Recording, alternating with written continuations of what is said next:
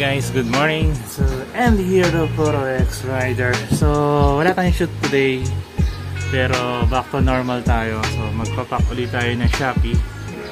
So, as can you see, ito yung working station ko. Ayan, so na-print ko na rin yung mga stickers. Medyo marami siya. Ayan, so lahat yan ipapack natin. So, ito yung usually na ginagawa ko kapag wala akong shoot. At kailangan natin ng extra income. So tara, pakita ko lang sa inyo, samahan nyo ako. 3 hours later. Alright, so time check, 11:11. So kahit mainit yung panahon, ito yung trip ko magkape. So almost nakakalahati naman na tayo ng ginagawa natin. So tuloy lang habang magkakape-kape. So, konti pa, mauubos ko rin to. So ito yung medyo komplikado kasi kailangan picturean yung mga items bago i-send sa bago ko siya ipack, para sure tayo na may evidence tayo na pinadala natin yung product. Ganun kasi sa Shopee, minsan kasi hindi mo rin masabi, may mga nawawala talagang items. So para ma-sure natin na kompleto yung pinadala natin at ma-satisfy naman si client, ma-rest assured natin na pinadala natin yan, pinipicturean natin yung mga bawat items bago natin ipack. So yun, tuloy ko muna to guys habang nagkakape.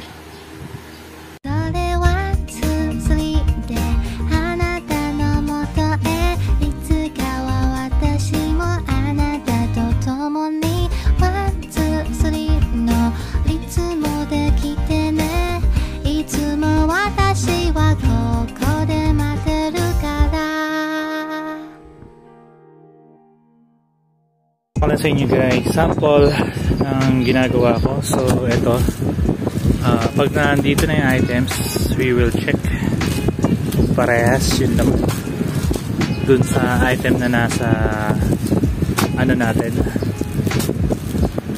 nasa Shopee account. So ito yung order sa akin, so I need to take picture of this. Yan, na picture ako na siya, diba? So pagka-picture ko nito, isi-send ko to dun sa client na ito na yung order nila, nakabalot na and ready to pack. Then after nun, ito naman, ididikit ko naman siya dito. So bali na picture ko na siya guys. So ito, kita nyo, nandun sa loob, diba? So iti-tape naman natin siya using itong pouch ni GNT. So yun guys, ito nga, na-tape ko na siya. May tape siya dito actually guys. So pag na-tape nyo na yan, close nyo lang. Then next nyo na yung sticker. So, yan na yung finished product nya. So ready for pick up na to ni GNT. Alright guys, so yun na nga, balik ganun yung ginagawa ko every day na wala tayong labas sa shoot at tayo ay nag-aasikaso ng ating Shopee. So kung gusto niyo malaman kung ano yung mga binibenta ko, you can check out Nicey Apparel PH or Nicey Apparel. Basta search nyo lang yun, makikita nyo na yung mga product namin. Meron din kami sa Lazada, sa Facebook page. So pwede nyo i-comment doon yung pangalan ko para at least pwede kayo makahingi na discount, kahit konti. Saka mababasa ko yun, makikita ko yun. Basta i-comment nyo lang yung pangalan ko para sa discount o kaya freebies, diba? Kapag umorder kayo dun sa Shopee account namin, Shopee Facebook or yung Lazada account namin. So after nga nun, pag napack ko na siya, so i-schedule mo pa yun guys kapag na-schedule mo na siya, so pipick upin na lang siya na GNT Korea.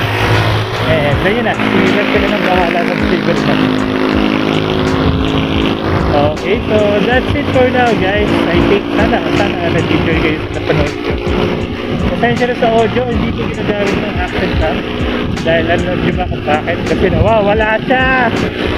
Hindi ko alam kung saan napunta, so good luck naman So ngayon, papunta na ako ng Makati dahil meron tayong effectos na dadalhin doon. So that's that's it guys. Ride safe and hope na makita ko kayo susunod na vlog natin. So, bye bye for now.